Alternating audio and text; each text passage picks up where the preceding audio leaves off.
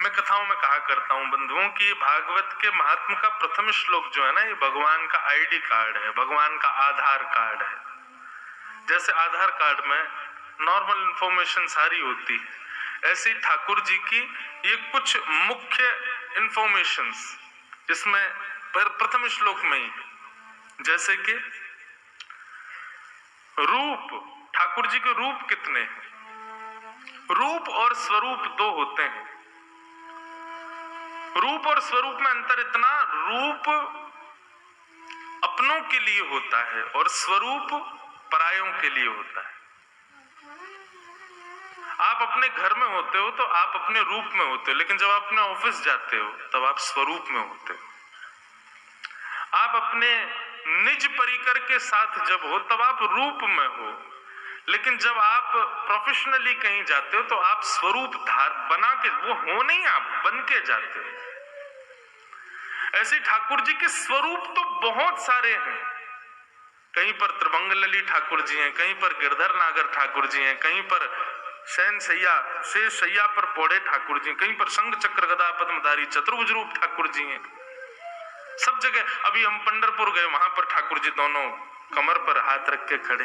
तो स्वरूप तो ठाकुर जी के बहुत सारे हैं, अनंत है, लेकिन रूप तीन है, सत्य, चैतन्य और आनंद।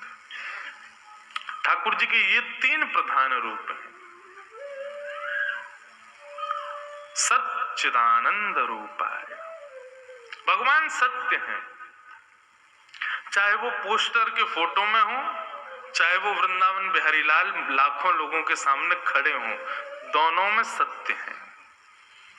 हमारे वृंदावन के एक महाराज जी थे, संत थे, उनके बहुत सारे वैष्णव आते और आकर के कहते, बोले महाराज जी आप कभी बिहारी जी क्यों नहीं जाते, आप हमेशा अपनी कुटिया में ही रहते हो, हमने कभी देखा ही नहीं आप बिहारी जी नहीं जाते। तो वे कहते कि मेरी कुटिया के मंदिर में जो ठाकुर जी बैठे, क्या इनमें बिहारी जी नहीं है? बिहारी जी तो इनमें भी है।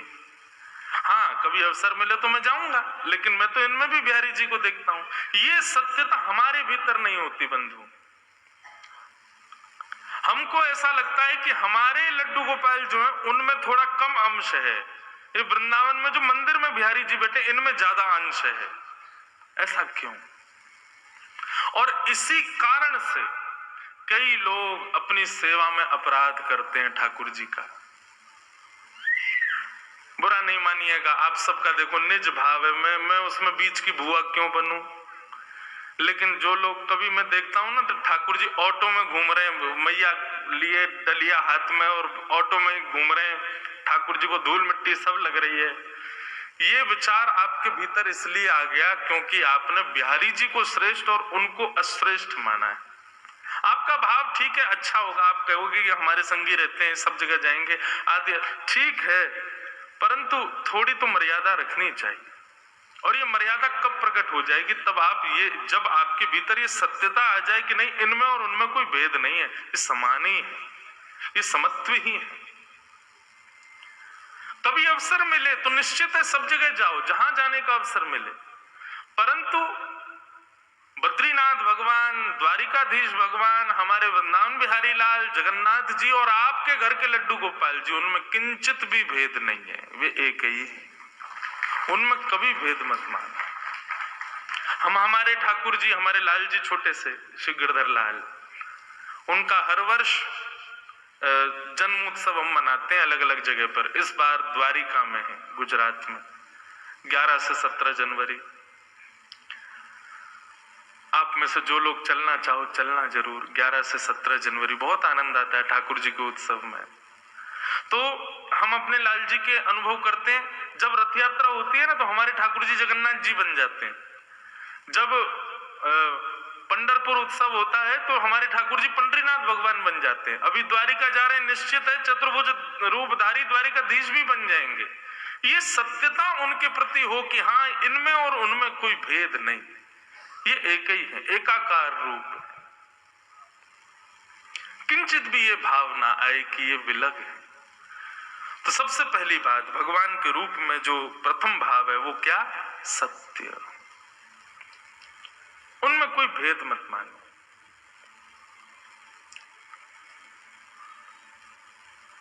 सच्चिदानंद रूपाय। ठाकुर जी का दूसरा स्वरूप क्या है? चैतन्य। और चैतन्य का अर्थ क्या होता है? वे जड़ नहीं है, वे चैतन्य है। अब ये हमारी भागवत जी के बगल में लड्डू गोपाल जी बैठे हैं, किसी वैष्णव के, बढ़िया ऊनी वस्त्र पहन के बैठे हैं। क्यों? क्योंकि ये भाव है कि भाई सर्दी है, इनको भी लग रही होगी, इसलिए इनको ऐसा धारण कराया। पर ये कोई ऐसा नहीं कि फैंसी ड्रेस कंपटीशन है, ठाकुर जी को दुनिया भर के नए नए पोशाक बना के हमको पहनाना इसलिए ताकि लोग उससे रीझें, ऐसा नहीं। किसी को रिझाने के लिए कभी भी ठाकुर जी की सेवा नहीं होनी चाहिए। आपके ठाकुर जी रीझें, आप रीझो। गोस्वामी तुलसीदास जी महाराज ने मानस जी की रचना की और मानस जी की रचना में क्या कहा? स्वांत सुखाए तुलसी रघुनाथ गाथा।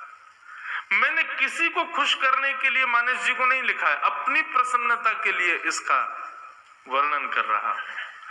तो सेवा प्रणाली, सेवा जो भी करते हैं उनको ये भाव होना चाहिए कि किसी अन्य की प्रसन्नता के लिए हमारे ठाकुर जी को हम तैयार नहीं, हमारे सुख के लिए और हमारे ठाकुर जी के सुख के लिए। इनको जिसमें सुख मिले हम वो इनको धारण कराना। वो भाव कब आएगा? जब ये बात हो कि ये चैतन्य है। यदि यही भाव रहे कि नहीं ये जड़ है तो फिर कैसे भी रखो, उनको कोई दिक्कत नहीं। कई लोग तो बस चना चनौरी बादाम में। एक दिन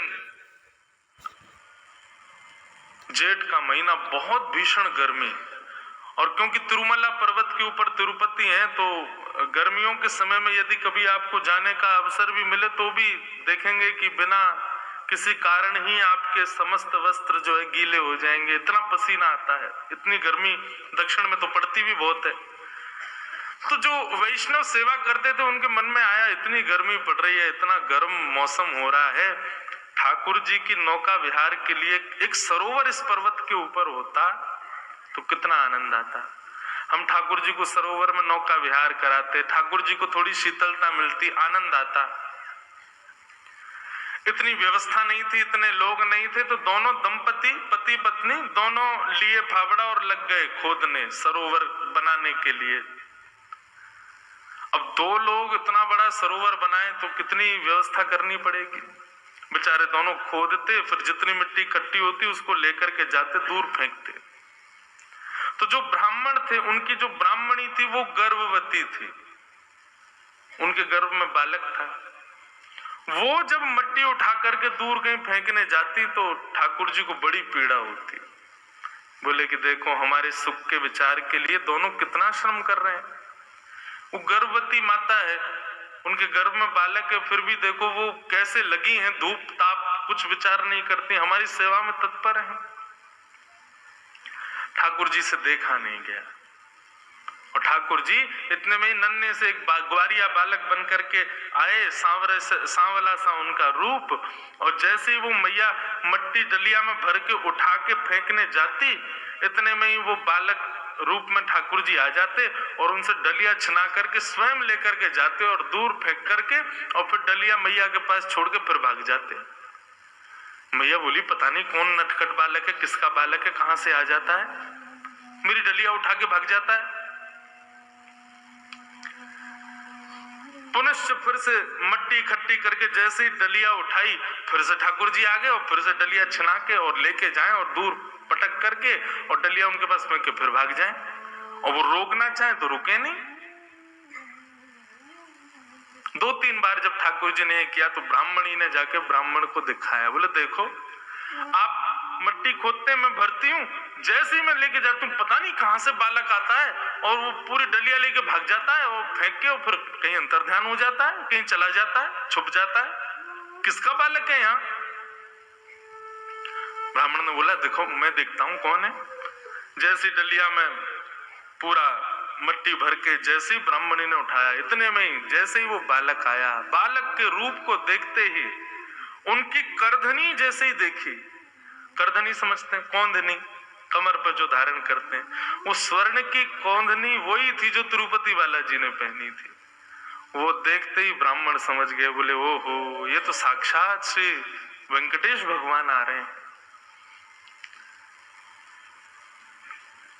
ठाकुर जी के पीछे भागे तो वो तो अंतर ध्यान हो गए, तो ब्राह्मण सीधे मंदिर में गए और मंदिर में जाकर के बोले, आप क्या कर रहे हैं भगवान?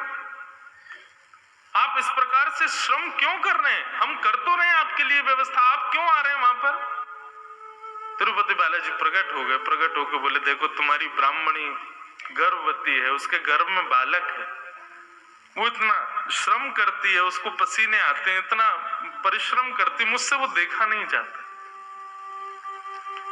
ब्राह्मण ने ऐसी बात कही कि श्री ठाकुर जी उन पर न्योछावर हो गए। ब्राह्मण बोले, देखिए भगवान, आपका काम है ठकुराई करना, आपका काम है सेवा स्वीकार करना, आपका काम है भोग निवेदन करना, भोग पाना, सुंदर शयन करना, आनंद करना, और ये सब सेवा का क्रम ये हमारी जिम्मेवारी है। तो कम से कम हमको जो सेवा का क्रम मिला है वो हमसे छीनिए मत। ये सेवा हमारी है, हमारे पास ही रहने दीजिए। ये सेवा ही तो हमको मिली है, ये भी आप ले जाएंगे तो फिर हम क्या करेंगे आपके लिए? ये सेवा तो कम से कम हमसे मत छीनिए।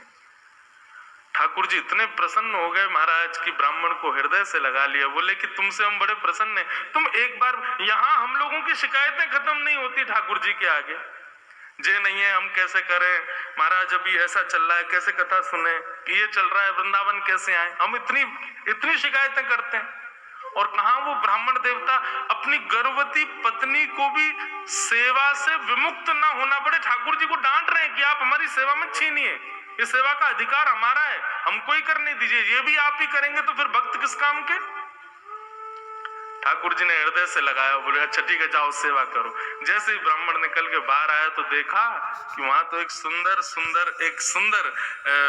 कुंड का निर्माण हो चुका था। ठाकुर जी ने बढ़िया सुंदर सरोवर वहीं व्यवस्थित कर दिया ताकि अब इनको सेवा ज्यादा ना करनी पड़े और हमारी नौका विहार का क्रम होने लगे। कहने का अभिप्राय, ठाकुर जी जड़ नहीं है, ठाकुर जी चैतन्य है।